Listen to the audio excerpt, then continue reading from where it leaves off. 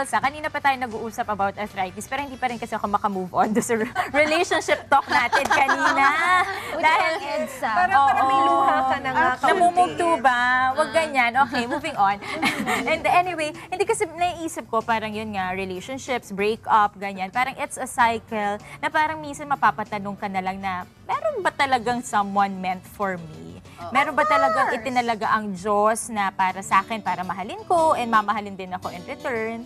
Na parang hindi na paulit-ulit ang pagkaka-broken hearted ng mga tao. Anyway, si Brother Eli Soriano ang sasagot yan para sa atin, biblically speaking.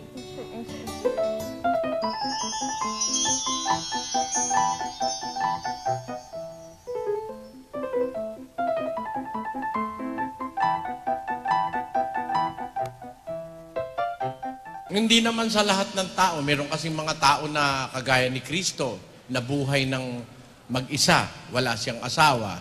Si Pablo, namatay na matandang walang asawa. Si Tito, mga mangaral ni Kristo yan, ministro ni Kristo. Si Timoteo, ebanghilista yon. Pero hindi sila nag-asawa. Maraming mga Kristiyanong naglingkod sa Diyos na una na hindi nag-asawa. Pero merong mag-aasawa talaga, nakatakda siyang mag-asawa. Ngayon, ang Diyos ay hindi nagtatakda ng mapapangasawa mo, kundi tinitignan muna kung ano kang klaseng tao. Pag mabuti kang tao, bibigyan kanya ng mabuting asawa. Pakinggan mo, sa 19:14.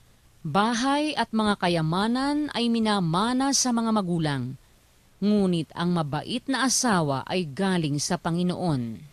Kaya ako, di ako naniniwala yung mga magulang na pinagtitiyap yung mga anak nila, hindi pa bata pang maliit, pinagre-reto na.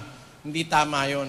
Ang mapapakinabang mo sa magulang, bahay at saka mga kayamanan, yun ang mapapakinabang mo. Pero yung mabait na asawa, ang Diyos ang nagbibigay nun.